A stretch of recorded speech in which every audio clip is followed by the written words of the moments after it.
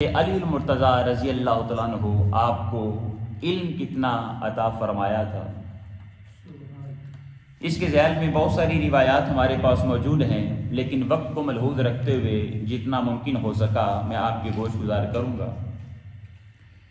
مشکل سے مشکل کوئی مسئلہ بھی اگر حضرت علی المرتضیٰ رضی اللہ تعالیٰ عنہ آپ کی بارگاہ میں پیش ہو جاتا تو آپ اس کو حل فرما دیا کرتے تھے۔ یہ شان رب کائنات نے آپ کو عطا فرمائی تھی۔ باقی صحابہ کرام بھی تمام صحابی افضل ہیں۔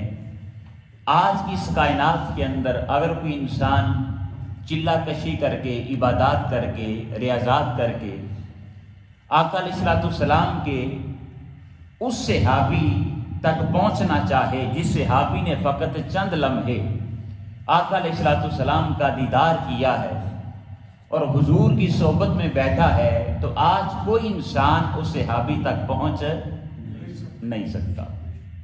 اس لیے کہ صحابی بنتا ہی تب ہے جب وہ تاجدار کائنات حضرت محمد مصطفیٰ صلی اللہ علیہ وسلم آپ کا بدوہا مکھڑا دیکھتا ہے، تاجدار کائنات کا چہرہ تکتا ہے۔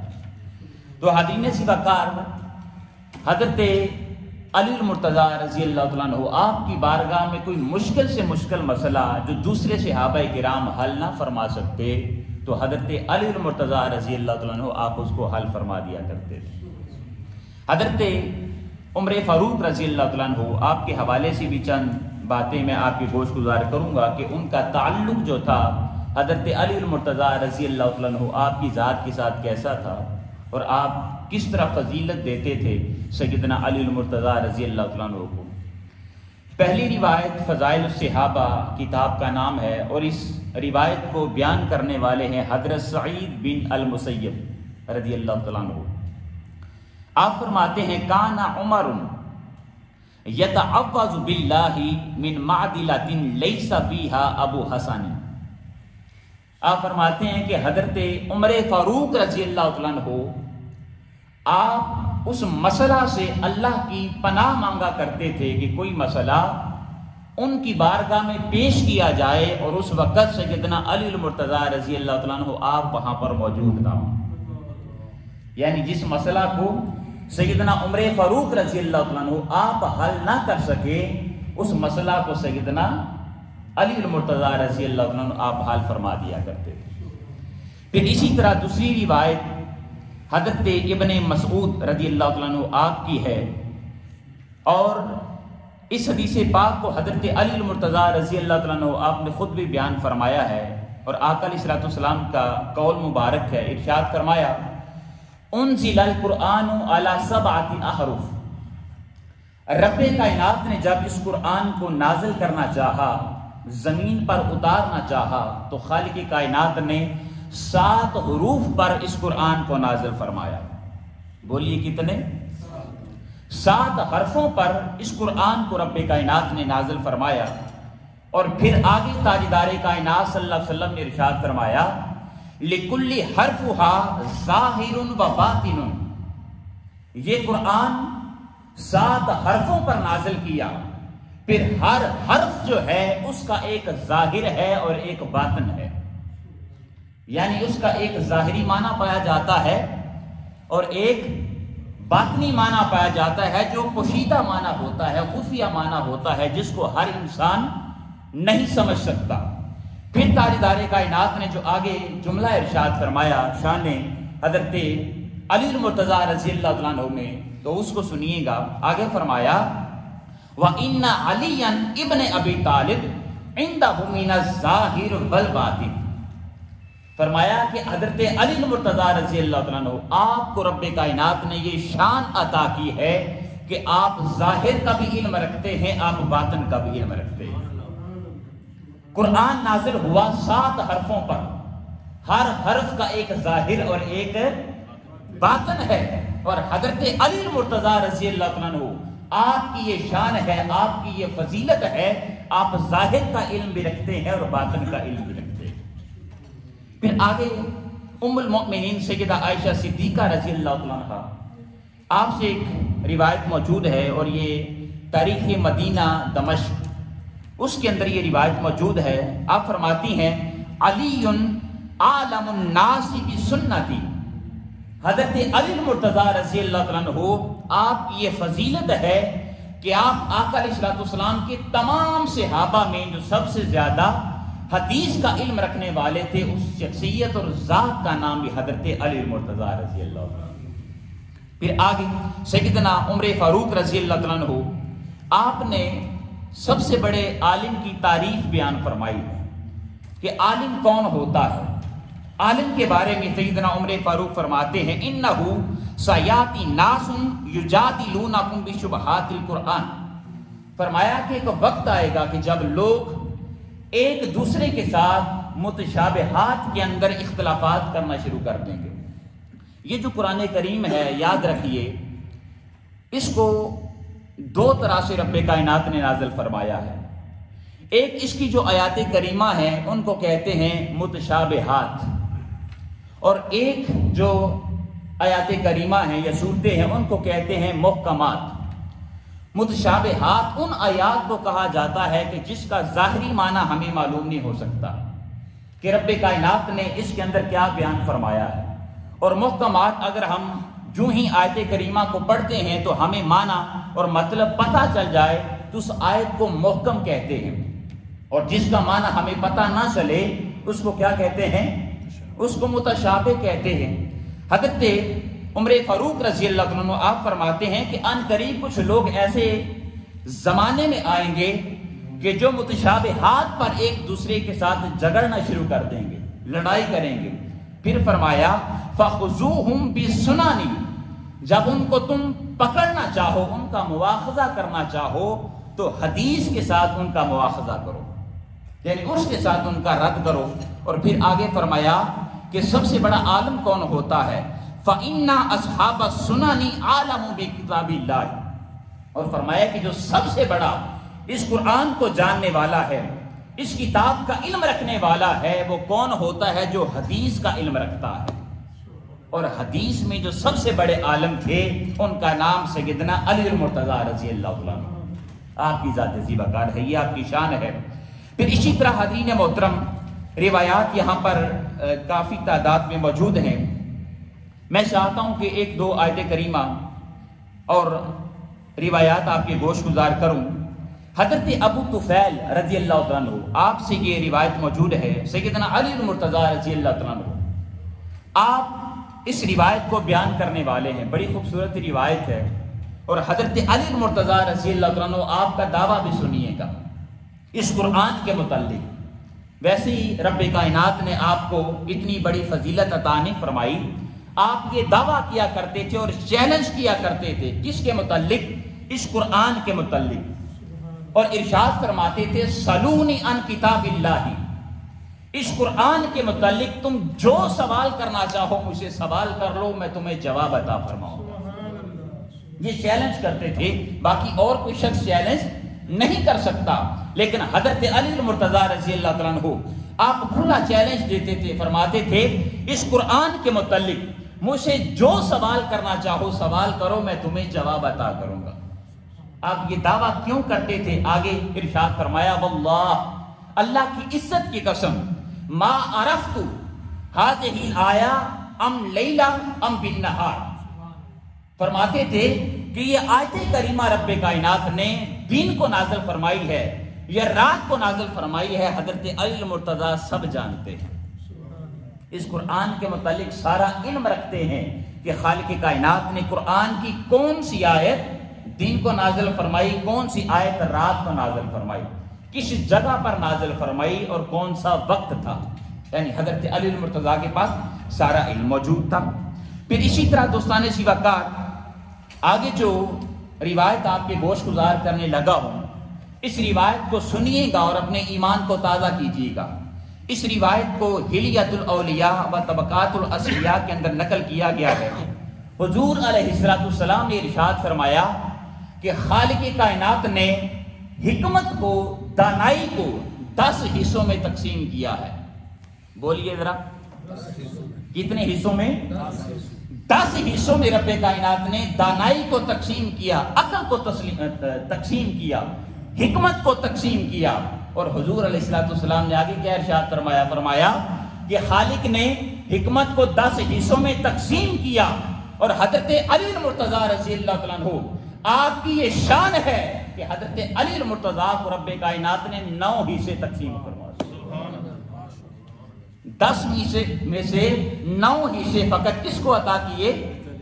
حضرت علی المرتضیٰ کو. اور حضور نے آگے ارشاد فرمایا پھر جو ایک حصہ باقی بچا ہے اس کو رب کائنات نے تمام مخلوقات میں تقسیم فرما دیا, تمام انسانوں میں تقسیم فرما دیا. تو یہ شان ہے حضرت علی المرتضیٰ رضی اللہ تعالیٰ عنہ کی. ارے یہ شان حضرت علی المرتضیٰ کو رب کیوں نہ عطا فرمائے؟ پچھلے جمعۃ المبارک پر بھی اس حدیث مبارکہ کو میں نے آپ کے گوش گزار کیا تھا کہ رب یہ شان آپ کو عطا کیوں نہ کرے. اس لیے کہ حضور نے جو ارشاد فرما دیا ہے انا مدینۃ العلم و علی بابوہا. حضور کے پاس سارا علم ہے. نبی بنایا, رسول بنایا اور سید الانبیاء سید الرسول بنایا. تو اللہ رب العزت نے تاجدار کائنات کو ازل سے لے کر ابد تک, یعنی جو گزر چکا ہے اور جو قیامت تک ہوگا, سارا علم رب کائنات نے تاجدار کائنات صلی اللہ علیہ وسلم کو عطا فرمایا ہے. اور یہ میں اپنا عقیدہ بیان کر رہا ہوں. یوں سمجھ لیں کہ ہم لوگ اپنا عقیدہ بیان کر رہے ہیں. کچھ لوگ ہیں ہماری سوسائٹی میں جو یہ عقیدہ رکھتے ہیں کہ حضور علیہ الصلوۃ والسلام کے پاس زیادہ علم نہیں ہے, اور وہ اس طرح کے جملے بھی بولتے ہیں کہ نعوذ باللہ حضور کو دیوار کے پیچھے کی خبر نہیں ہے, وہ یہ علم نہیں رکھتے, وہ یہ علم نہیں رکھتے. جی تو ان کے بارے میں ہم دعائی کر سکتے ہیں, اللہ پاک سب کو ہدایت عطا فرمائے. پھر اسی طرح حاضرین محترم, اگر علوم کی بات کی جائے تو ایک جب ہم عربی پڑھتے ہیں تو اس کے اندر ایک علم ہے جس کو کہتے ہیں لغہ, عربی گرامر یوں کہہ سکتے ہیں آپ. ایک ہوتی ہے صرف اور ایک ہوتی ہے نحو. اگر کوئی انسان عالم بننا چاہتا ہے, مبلغ بننا چاہتا ہے, تو جب تک وہ بندہ صرف کا علم حاصل نہ کرے اور نحو کا علم حاصل نہ کرے وہ عالم بولیے نہیں بن سکتا. زبان کا علم سیکھنا یہ نہایت ضروری ہوتا ہے. تو علم صرف اور علم نحو اس کے جو بانی ہیں اس ذات اور شخصیت کا نام بھی حضرت علی المرتضیٰ رضی اللہ تعالیٰ. آپ نے ہی علم صرف اور علم نحو کی بنیاد رکھی. اس کے بارے میں ایک روایت عرض کر دیتا ہوں. ابو القاسم الزجاجی آپ فرماتے ہیں, ابو الاسود انہوں نے اس روایت کو بیان کیا ہے کہ حضرت علی المرتضیٰ رضی اللہ تعالیٰ عنہ آپ کی بارگاہ میں ایک مرتبہ میں حاضر ہوا تو دیکھا کہ آپ پریشان بیٹھے ہیں, متفکر بیٹھے ہیں, سر جھکائے بیٹھے ہیں. میں نے پوچھا حضور کیا ہوا ہے, آپ پریشان ہیں, متفکر نظر آ رہے ہیں, کیا وجہ ہے؟ تو آپ فرماتے ہیں کہ جب میں آپ کے شہر کے اندر آیا ہوں تو میں نے لوگوں کو غلط عربی بولتے دیکھا ہے. کیا زبان کیا تھی ان کی؟ زبان عربی تھی. لیکن آپ کیا فرماتے ہیں کہ ان لوگوں کو میں نے غلط عربی بولتے دیکھا ہے, پڑھتے دیکھا ہے, لہذا میں سوچ رہا ہوں کہ میں کچھ صرف کے اور نحو کے قواعد اور ضوابط کو مرتب فرما دوں. اب آپ آگے جواب دیتے ہیں ان فعلت ھذا احییتنا, اے حضور اگر آپ یہ کام کر دیتے ہیں, اصول و ضوابط مرتب فرما دیتے ہیں, تو آپ ہمیں زندگی عطا کر دیں گے, زندگی عطا کریں گے. وَبَقَيْتَ فِينَا هَذِهِ اللُّغَةَ, اور آپ نے اگر علم صرف اور علم نحو کو ترتیب دے دیا تو آپ نے اس زبان کو یعنی عربی زبان کو قیامت تک باقی چھوڑ جائیں. تو آپ نے پھر 3 دنوں کے اندر کچھ اصول اور ضوابط مرتب فرمائے علم نحو اور علم صرف کے متعلق. اسی طرح دوستان ذی وقار آپ کی شان علمیت کے حوالے سے بہت ساری روایات ہیں, لیکن میں چاہتا ہوں کہ اس بات کو یہاں پر رکھتے ہوئے آپ کی فضیلت کے متعلق 1-2 روایت آپ کی گوش گزار کر کی اجازت چاہتا ہوں. آقا علیہ الصلوۃ والسلام نے حضرت علی المرتضیٰ رضی اللہ تعالیٰ عنہ آپ کے متعلق ایک روایت میں ارشاد فرمایا, اور یہی پیغام تحریک منہاج القرآن کا ہے, اور یہی پیغام حضور شیخ الاسلام ڈاکٹر محمد طاہر القادری مدد اللہ علیہ کریا کریا پھیلا رہے تھے. حضور علیہ الصلوۃ والسلام نے حضرت علی المرتضیٰ رضی اللہ تعالیٰ عنہ آپ کے متعلق ارشاد فرمایا علی مع القرآن والقرآن مع علی. فرمایا کہ علی قرآن کے ساتھ ہے اور قرآن میرے علی کے ساتھ ہے. اور پھر آگے کیا ارشاد فرمایا لن یفترق حتی یرد علی الحوض، اور حتیٰ کہ جب روز قیامت حوض کوثر پر حضرت علی المرتضیٰ رضی اللہ تعالیٰ عنہ میری بارگاہ میں حاضر ہوں گے اور یہ قرآن میری بارگاہ میں حاضر ہوگا، تو حضرت علی المرتضیٰ اور قرآن ایک دوسرے کے ساتھ مل کر میری بارگاہ میں حاضر ہوں گے، یعنی اکٹھے میری بارگاہ میں حاضر ہوں گے، جدا جدا نہیں ہوں گے. یہی وجہ ہے کہ حضور شیخ الاسلام ڈاکٹر محمد طاہر القادری مدد اللہ علیہ، آپ نے اپنی تحریک کا نام ہی منہاج القرآن رکھا. منہاج القرآن، منہاج کا معنی کیا ہوتا ہے؟ راستہ. منہاج القرآن یعنی قرآن کا راستہ. اور نوارہ والوں اور ہمارے مہمانوں، جب تک ہم نے قرآن کے ساتھ اپنے تعلق کو پختہ رکھا، اس کے ساتھ جوڑے رکھا، تو آپ تاریخ کا مطالعہ کریں. رب کائنات نے مسلمانوں کو یہ موقع عطا فرمایا کہ ہم مسلمانوں نے دنیا پر حکومت کی، اور آج جب سے ہمارا تعلق قرآن سے ٹوٹا ہے، ہم قرآن سے دور ہوئے ہیں، آج اسلام اپنے دیش کے اندر ہی پردیسی ہو چکا ہے، جس کے بارے میں علامہ محمد اقبال رحمۃ اللہ علیہ آپ نے ایک شعر بھی فرمایا تھا کہ وہ معزز تھے زمانے میں مسلمان ہو کر، اور تم خار ہوئے تارک قرآن ہو کر. خدا را ہمیں دوبارہ سے اس قرآن کے ساتھ اپنی نسبت کو جوڑنے کی ضرورت ہے، اپنے تعلق کو جوڑنے کی ضرورت ہے. حضرت علی المرتضیٰ رضی اللہ تعالیٰ عنہ آپ کے تعلق کو سنیے گا. آپ فرماتے ہیں کہ قرآن کے متعلق جو بھی سوال کرنا چاہو مجھ سے سوال کرو، میں تمہیں جواب عطا فرماؤں گا. تو یہ شان حضرت علی المرتضیٰ رضی اللہ تعالیٰ عنہ آپ کو رب کائنات نے عطا فرمائی ہے. اور آخری حدیث مبارکہ آپ کی گوش گزار کر کے اجازت چاہتا ہوں، اور اس کے بعد ہمارے ایک طالب علم ہیں منہاج القرآن اسلامک سینٹر کے، یہ آپ کے سامنے 2-3 منٹ کی اسپیچ کریں گے، وہ بھی ہم انشاءاللہ سنیں گے. آخری روایت سنیے حاضرین محترم. آج ہم حضرت علی المرتضیٰ رضی اللہ تعالیٰ عنہ آپ کی ذات کو پکارتے ہیں، آپ کا تذکرہ کرتے ہیں. آقا علیہ الصلوۃ والسلام نے حضرت علی المرتضیٰ رضی اللہ تعالیٰ عنہ آپ کے بارے میں بڑا خوبصورت ایک قول ارشاد فرمایا ہے، اور اس قول کو، روایت کو، حدیث کو سیدہ عائشہ صدیقہ رضی اللہ تعالیٰ عنہا آپ بیان کرتی ہیں. آقا علیہ الصلوۃ والسلام نے ارشاد فرمایا النظر الی علی عبادہ. کیا فرمایا؟ کہ علی کی طرف دیکھنا بھی کیا ہے؟ عبادت ہے. اور پھر ایک اور قول ہے آقا علیہ الصلوۃ والسلام کا، ارشاد فرمایا النظر الی وجہ علی عبادہ. علی کا چہرہ تکنا بھی کیا ہے؟ بولیے، عبادت ہے. اب حضور شیخ الاسلام فرماتے ہیں کہ ہم میں سے کوئی شخص یہ نہ سوچے کہ یہ عبادت تو ان لوگوں نے کی ہے کہ جو حضرت علی المرتضیٰ رضی اللہ عنہ ہو آپ کے زمانے میں موجود تھے.